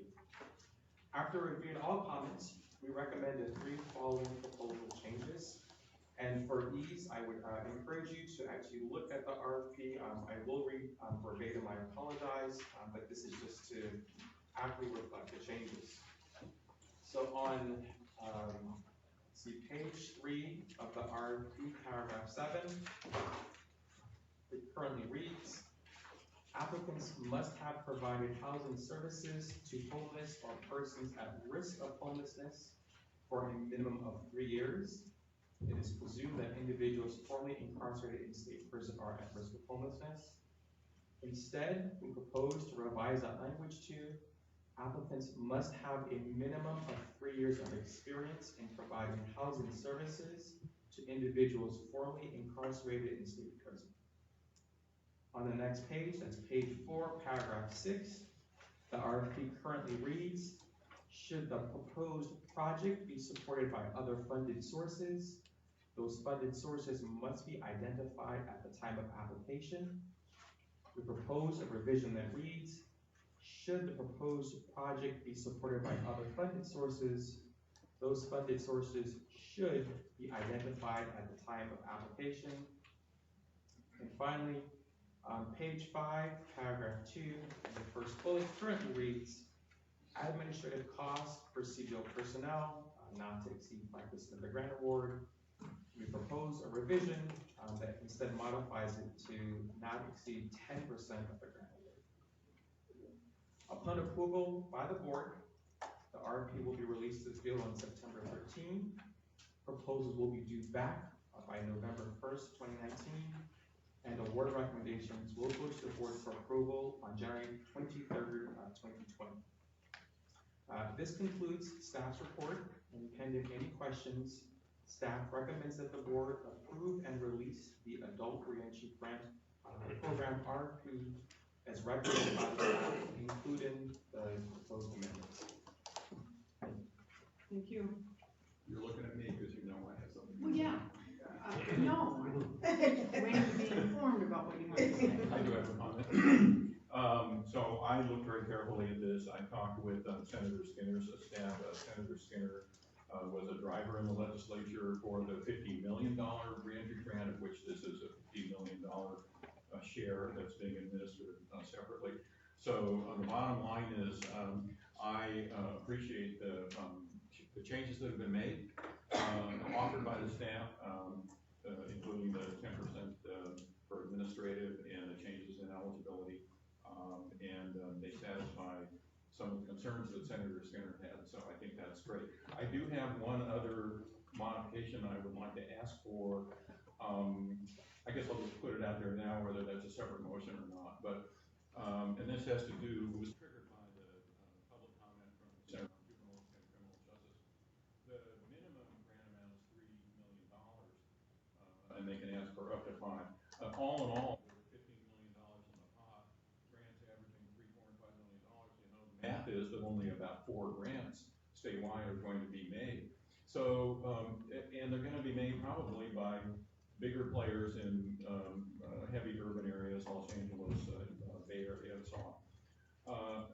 There's always an issue of making grants like this available to smaller and rural counties. And I mean, the bottom line for me is I think we should reduce that minimum grant amount down to, I'm going to suggest $2 million, which is a modest reduction, because that would let in the door a CBO applicant that's playing at a slightly lesser level perhaps, and more, maybe in a less urban area. And then the collateral issue too is that there's a 20% cash match requirement. So at $3 million, you've got to come up with 20% in match, and that's a deterrent perhaps to some of the CBO applicants. So dropping the threshold for grants down to $2 million widens the potential for smaller players in new areas of the state, at least to get in the door. I mean, they can ask for more, but I think it makes sense to allow them to ask for less. So I'm going to ask for that modification. Okay. Anyone else on the board? Yes, can I ask a couple clarifying questions here, because I need to figure out whether I'm going to be abstaining from this vote or not.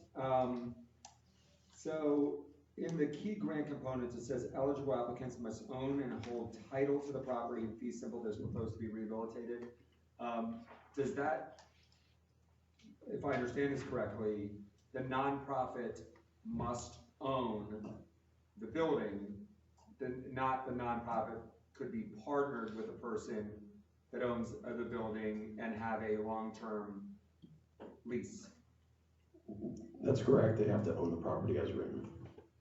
There's extra complications that go along with the way we're trying to secure the property if it's a lease, including various agreements that would have to be reached.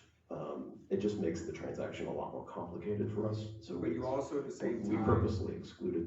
Yeah, but you also exclude probably 90% of nonprofits whose whose boards and other folks don't wanna own property, maybe 95%. So not only is it pushing towards only the largest counties and excluding smaller counties, and I like David's modification actually, it also excludes a large portion, the vast majority of nonprofits. They're not in the business of owning property. So that's one question I have. Can the nonprofit be a co-owner? Can they be one of two names on the title?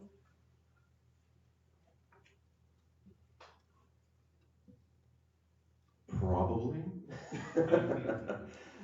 We would have to, one of the challenges that we're still sort of working through is, you know, what we need to be able to do, and what the intent is to be able to secure the property sufficiently with a lien, so that if the property is sold before the expiration of the grant period, or is not used for housing people formerly incarcerated, that there's some remedy to the board to either sell the property or recover its interest. And so if, I don't know whether or not the co-owner would work. We would need to get an agreement to make sure that however the property is held, that we can secure the lien appropriately.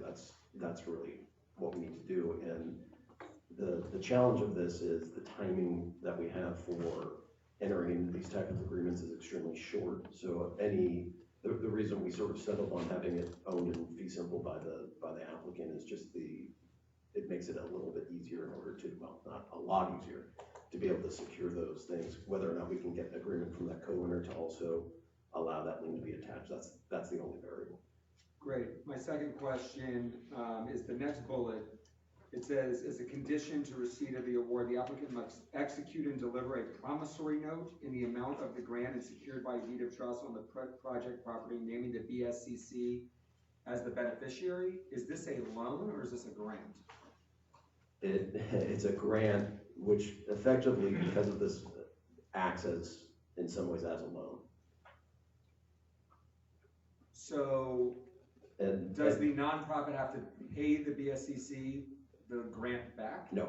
The loan, the promissory note is extinguished at the close of the grant period. So, got it. So it's only used to secure the transaction. And the idea is once the grant cycle is over, that's it. That's the 15-year cycle here. That's the end of 15 years. The scope of the project is that you would provide services to people leaving state prison for a period of 15 years. And at the close of that 15-year period, we basically release the note and that's it. What's the logic behind 15 years? Obviously, most of the grant periods for everything that we've done since I've been on this board are much shorter for the most part. 3 years, 5 years, sometimes 1 year. And with grants that are this large, why do we think 15 years is the right number? It was a guess. We were looking at having some discussions with the only analogous projects we were sort of seeing in this neighborhood were sort of projects funded by Housing and Community Development. Those projects tend to be 50-year grants for those types of projects. Another program that is sort of analogous to this was actually under the Youth Authority, but there was a youth shelter program that was done about 20 years ago. And those programs were for establishing youth shelters, and if it was rehabbing a youth shelter, it was a 10-year program, and it was structured the same way. There would be a promissory note. If you rehabbed the youth shelter, you were basically given free and clear title after the period of 10 years. If it was a new construction project, wholly new construction, you were given a 20-year time period in order to do the project. And so, kind of split the difference there. So we said less than 20, less than 50, and we're just trying to come up with what is the value in terms of if, for example, the state wanted to, or parole wanted to purchase housing or rent housing of a like kind for a period of years, what's the maximum benefit, or what is the benefit to the state in terms of this is an investment that the state is giving for a period of time, what is the equivalent of some kind of rent? And that's sort of how we came up with 5 million, 15 years. Did some very on the napkin math on that. It just kind of made To sense. secure that the facility goes on for a longer period than the 3 years, there was all those that's why it was so complicated, we've never done No, I a appreciate the grant of this conversation, for nature, sure. so we were trying to simplify and secure the funding and the meaning of the legislation as Senator Skinner saw it, so it was really complicated. Katie, Just one thought to add to Scott's question. What's so different about this grant is that we're rehabbing property with a promise from the grantee that they're going to provide housing for a period of time. And we were just very concerned about being able to ensure that in fact, housing is being For provided sure. to the I eligible understood population. completely. Totally different from most of our grants, which are services, which we have other ways of knowing those are happening. It doesn't have to do with This, property. this has led me to another question, sorry to the board. So I've been traveling the state, looking at a lot of these housing providers that provide housing for folks on probation and parole. And there are some that are fabulous, and then many who build places that resemble prisons, that have very little human dignity. And then when you go and see a place that is quite the opposite, that's built in an opposite way, and I have nothing to do with the Amity Foundation, but when I go to their properties, it is just very clear that they have a different approach than many others in terms of what the physical plant looks like, what even the folks that are living there are called, rather than being called parolees, they're called students, right? There's just a totally different approach, and their results are incredible. And you go into other places and you would never send your own child there. I mean, it's just not, and you see the different level of results there, and you see a lot of walkaways and runaways, and those are, see a lot more issues. So, what's the quality control here? Are we just giving rental assistance money to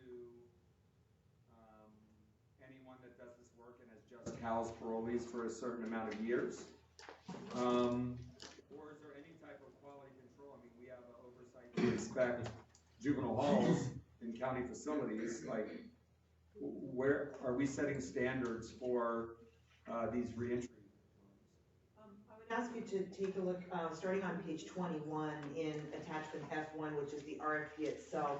We built rating factors, as we always do on these grants. So it starts with project needs.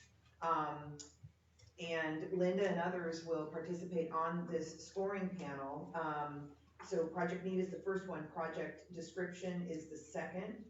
I'm just rereading these quickly, Scott, to see how much it might get to those kind of 2.4. qualitative. 2.4. There you go. Thanks, David.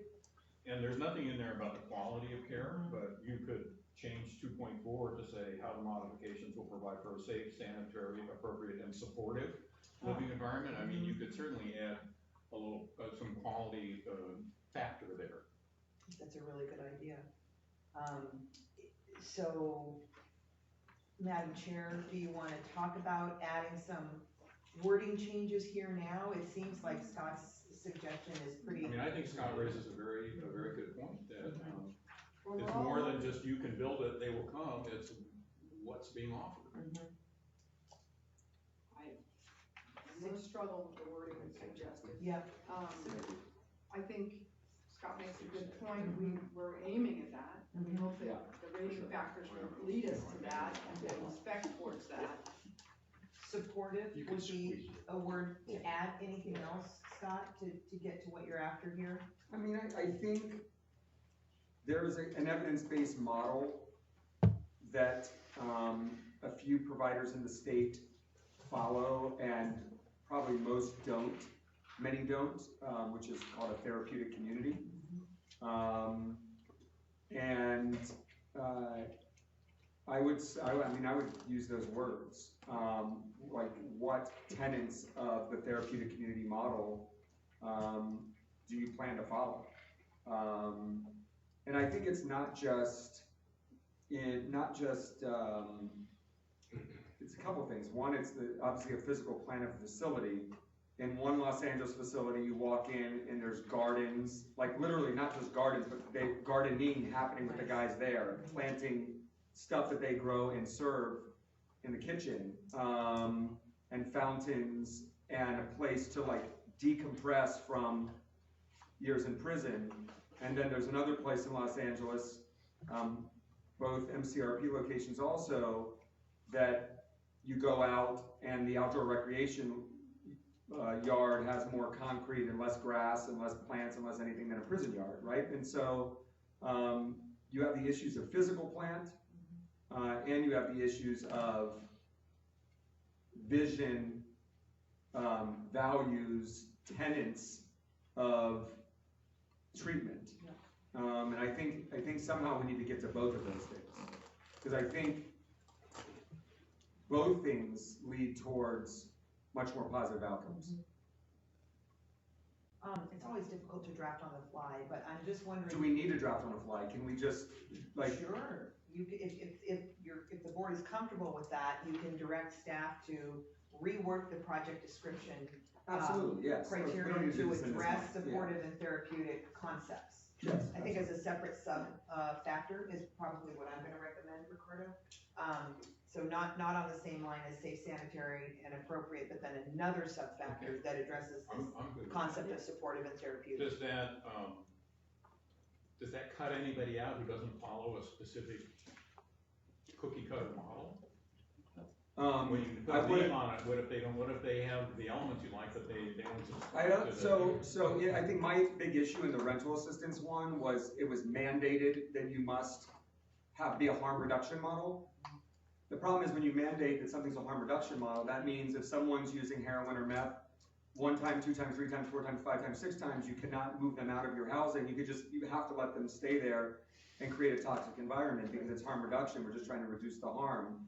And unfortunately, that's great for the person that they don't lose their housing, but it's bad for everyone else in the community that's trying to stay sober while this is happening. I think that was a huge, huge, huge flaw in the RFP for the rental assistance, that if that is an ongoing thing that we're continuing to do, we have to not pigeonhole that it must be harm reduction. We had to. No, you don't. Well, how do what? Housing first. Housing first has to be applied, and housing first includes. Well, how does that get changed? Well, through the legislature? Yeah, through the that's budget what, process? We'll work on that. But I think in the same vein here, my goal is not to say you must follow this approach.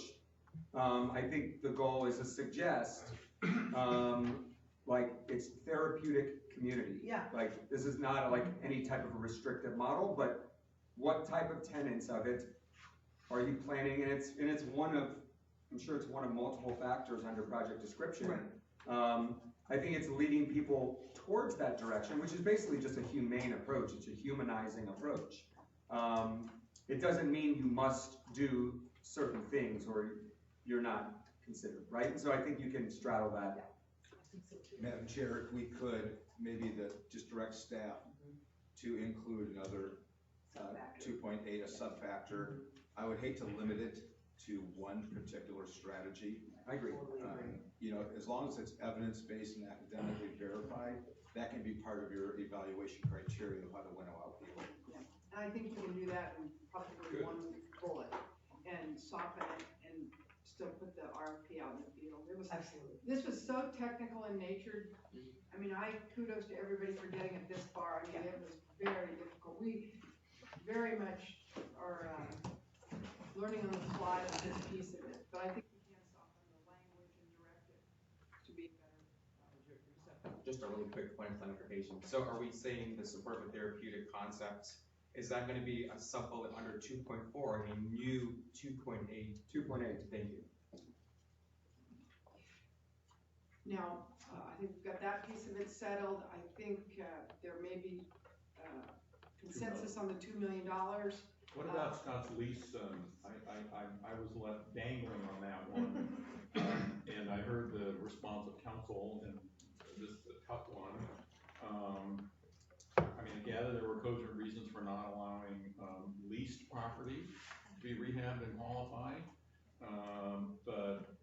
And I don't know enough about the field. Does that mean only, 5 players in the state are going to qualify to be able to apply, or? May I try this approach to it? Help. Because understanding Scott's point, in a different world with a larger pot of money, we may be able to debate some of that lease piece of it. I think we had to keep it as clean as possible and track it as long as possible in an effort to get the money out to the field as soon as possible. This is a very limited pot of money. As we reduce it to $2 million, we're going to get some more people that are interested. But I think we have to remain committed to council's advice that it contractually has to be the way that he suggests. So I'm a little nervous about moving too far down the road and changing those requirements. It's going to be difficult enough to get this out in the field. I'm okay with that. Scott looks like he's okay with that. And then finally, the 15 years since it was a guess, I mean, that seems to me a long time to hold somebody on the ropes for contingencies that are completely unknown. Why not 10 years? I mean, it just is such a long period of time to be submitting reports and promising you'll do the right thing for a construction grant that ended a decade ago. We were over cautious on this because we just had this fear that people would take the money, rehab something, and get on down the road as soon as possible. I think 15 years is aggressive, but we have others that were 20. I believe I heard council say we split it. I don't have any great angst. I don't plan on being here in 10 years. Those of you who are, please take care of that. Just some of these CBO lawyers are gonna look at this and say, I don't know, you could get really screwed down the line, but. Yeah, I guess I prefer that they go, oh yeah, we're really gonna be committed to this for 15 years. So, Aaron, do you have I don't have a strong feeling one way or the other, as I mentioned, and this may not be the right model to find again. The HCD, the Housing Community Development Projects, tend to be 50 to 80-year obligations. Now, granted, those are projects that tend to be, $50 million, $100 million projects, but they are on the hook for a really long period of time. So we were just looking for something that, again, made the most sense for, how much benefit can the state get and what's a reasonable expectation that the state should have when you're building one of these. Well, I'm okay with 2 million in 10 years, if that's where we need to land. Anybody? Any comment? 2 and 10? 2 and 10 it is. 2 and 10 it is, and Ricardo's got our extra bullet point. Do you want a motion or public comment first? I want public comment first. We could go to 20 years. Who knows? Public comment. Anybody have a? Sorry, Yeah, we have Renee Menard. Hello again. Renee Menard with the Center on Juvenile and Criminal Justice. We're an organization that not only provides policy research and technical assistance, but we also run a residential program, much like the kinds that we'll be applying for this grant period, or for this grant program, And I just wanted to offer some public comment. I really appreciate the thoughtful discussion by the board today and all of the diligent work that went into this RFP by the staff. That being said, I appreciate in particular the conversation around the minimum. I just want to reiterate that 3 million minimum would be a major barrier. In fact, even 2 million is, going to knock some people out of the running who are in more rural areas or are part of a smaller organization. That being said, I certainly agree with the board's decision to lower it, as well as the grant period. That 15-year grant period creates a real challenge for CBOs after they've, long since stopped receiving funding for it, to have to continue to provide administrative resources to go toward continual reporting. One thing that I'm a little unclear with that grant period that's extended out to now 10 years is what would the county, because there was conversation about this essentially acting like a loan until the end of that period. So if anything changes, is it then expected that the CBO would be paying back funds if something changes in their program during that time? That's just a question for clarification. One additional request I have is when looking at the CBO, the requirement for CBO grant eligibility, something that CJ, we wrote in our letter and that I'd like to reiterate here, is that it's currently listed to say the CBO must have 3 years of experience of providing housing services. I would just request that this be extended to housing services and or reentry services. I know the ESC wasn't a part of this conversation around the RFP process, but that was something that actually came up in the ESC meetings when they met last fall. They discussed that, do you mind if I just wrap it up? Yeah.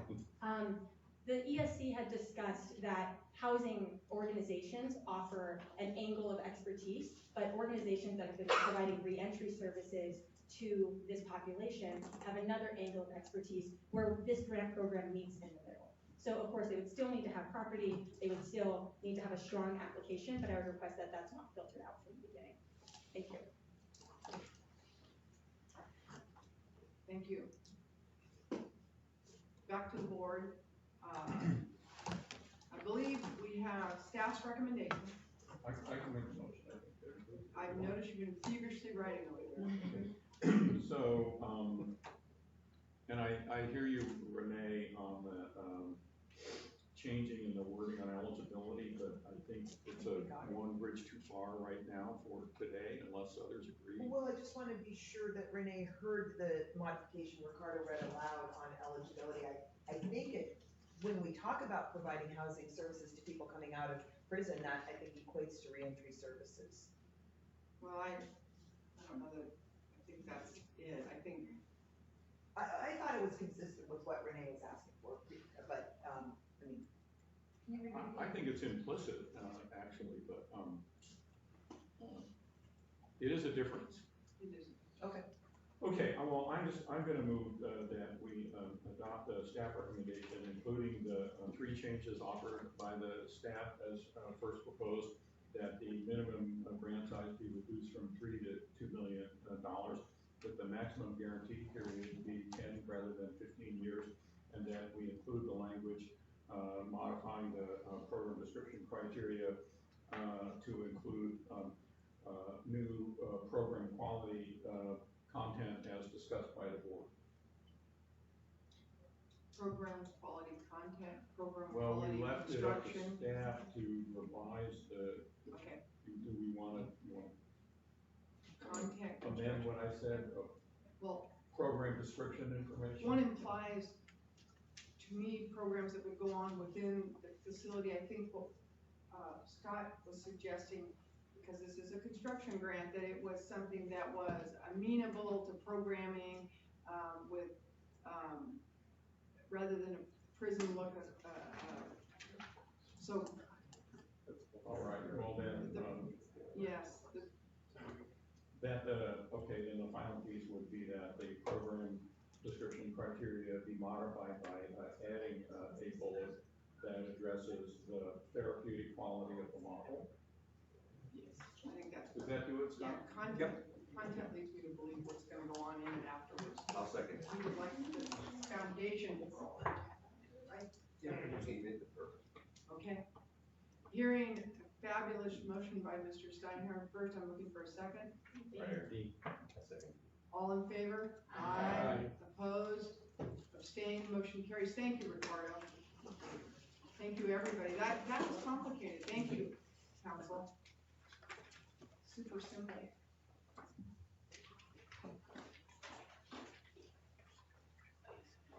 Okay, now, getting back in order, we're on item D. Daryl's ready.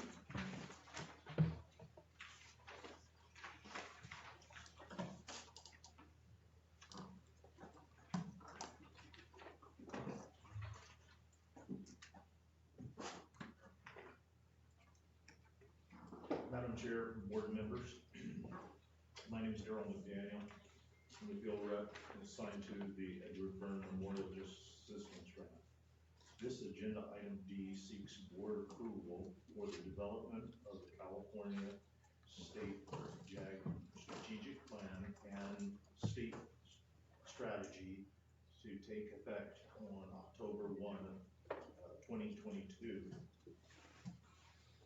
Additionally, the Bureau of Justice Assistant, BJ, has mandated all states to have a 5-year strategic plan and state strategy. BJA has also mandated a 3% set aside for the National Incident-Based Reporting System, NIBRS conversion. California's current strategy plan and state strategy will expire on September 30th of 2022. On October 1 of 2022, California must have an operational state strategy to ensure a smooth transition between the funding cycles.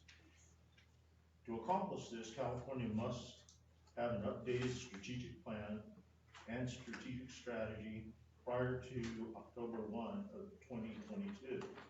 BSCC JAG staff are proposing to collaborate with the National Criminal Justice Association, NCJA, to assist in conducting a statewide stakeholder survey and listening session throughout the state. By conducting the survey and the listening sessions, all criminal justice stakeholders will have an opportunity in determining the state's priorities. The data from the survey and the listening sessions will be analyzed by NCJA. The findings and the results from the data gathering effort will be presented to the board to review, approve, and authorize the authorization to initiate grant development for the subsequent JAG cycle.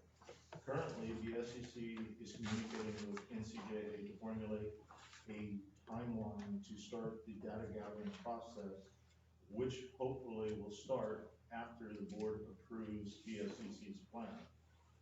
Concerning the National Incident-Based Reporting System, NIBRS, starting in 2018, BJA has imposed a 3% set aside of JAG funding for NIBRS conversion.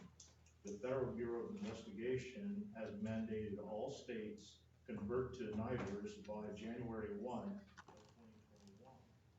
For the details, please refer to your JAG information in your meeting packages. Staff recommends the following: approve the strategy for the strategic planning and state plan development of the JAG cycle beginning in 2022. Questions? Board? Any members of the public? Looking for a motion and a second? So moved. First, second? All in favor? Aye. Opposed? Abstained? Motion carries. Thank you, Daryl. Moving right along to item E. And Madam Chair, before we begin this item, I would look to ask Sheriff Groudon and Chief Seal to excuse themselves. Sheriff Groudon gets. Chief Seal, you're excused. Feels good, doesn't it? And I have to refuse to an airplane. Okay. Recused to an airplane. That's it. Thank you, David. Adios. David, you're just not all in. I was pretty far in. David, are you? Hang on just a second. Go ahead, Daryl. Item E, request the board to approve JAG funding recommendations developed by the JAG Executive Steering Committee.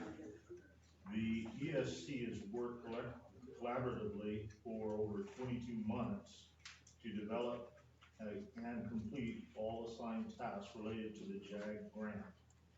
If the recommendations are approved, this state planning is complete for the next 3 years.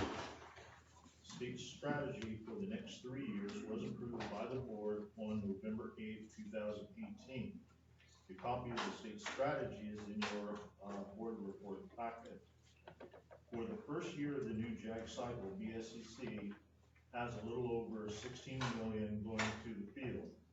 The recommendation being submitted is to fund a total of 27 counties in 3 categories of large, medium, and small.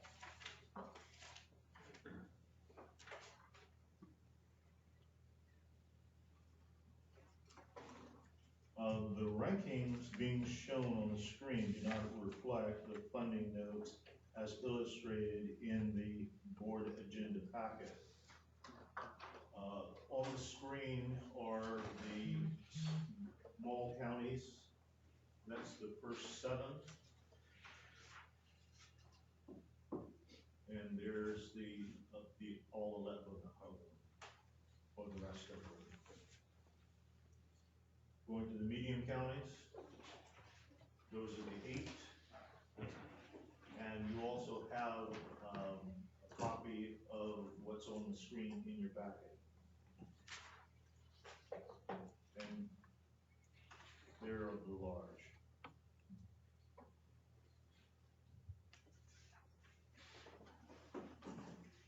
As you can see, all of the small and medium counties were funded. In the large county category, 3 counties were not funded. When the small counties were funded, a little over $800,000 was left over. The Executive Steering Committee decided to fully fund all partial grants. This action led to Marin and Sacramento counties being fully funded. Approximately $500,000 was still left over. It is recommended that the remaining funding, along with $219,821 from available JAG resources, be allotted to Placer County to fully fund their JAG project. If and when the board approves the JAG grant award recommendations, BSCC staff will conduct a grantee orientation once all of the JAG awards have been executed. The JAG program cycle will begin on October 1 of 2019. Staff recommends to the board to approve the proposed list of counties to receive $16,208,176 in fiscal year 17 JAG funding as recommended by the JAG ESC for the 3-year grant period. Number 2, allocate an additional $219,821 from the available JAG resources to Placer County to fully fund Placer County's requests. Number 3, fund these counties at the same levels as years 2 and 3, subject to the grantee's performance, reapplication, and availabilities of federal funds. And for the last one, give staff permission in the event of a relinquishment, move down the ranked order list compiled by the ESC to continue funding proposals that meet the scoring threshold. Any questions? Anything from the board? Seeing none, any comments from the public? Seeing none, I'd look for a first and a second. on First. this. Second. Second. All in favor? Aye. Opposed? Abstained? The record should reflect Chief Seal and Sheriff Grodin are out of the room as abstentions, and the motion carries. Thank you. I'm going to rudely leave the room now. I'm gonna go to the airport. Can we invite them back in? Yes, absolutely. Sheriff Grodin is going to take the gavel. Thank you. Wait, you're not all in either? I am doing, there's scope changes coming in. It is rude. I thought we'd be done soon. Sorry for all the questions. That was very good discussion. It was great discussion. If these scope changes will go on without. Thank you, Chair Potter. I think Chief Seal should take a gavel. Well, There you go. my able. Give him that big giant gavel. Come right here, sir. Take that chair. All right. Thank you very much. Thank you. Yeah. Thank you. Yeah, we're almost there. Yeah, we have, just It may verify you. Oh, my goodness. Good afternoon, Vice Chair and members of the board. My name is John Prince with COC Division. I am making a presentation for agenda items G and H. Agenda item G, request the board's approval of San Joaquin County's request to receive reverted Senate Bill 1022 funds and approve a project scope change to its SB 1022 Adult Local Criminal Justice Facilities project. San Joaquin County was previously awarded a conditional partial award of $32.3 million out of the requested $40 million at that time. There's currently $806,000 of unallocated funds in the large county category that were never awarded, and an approximate additional $3.4 million of unallocated funds in the medium county category that was the result of a project savings reversion from Stanislaus County. In total, there's approximately $4.2 million available to be allocated in SB 1022. It has been past practice of the board to allow funds reverted by county to be awarded to the next county in ranked order within the same county population category, and then to another population category if there's no additional counties in the original category.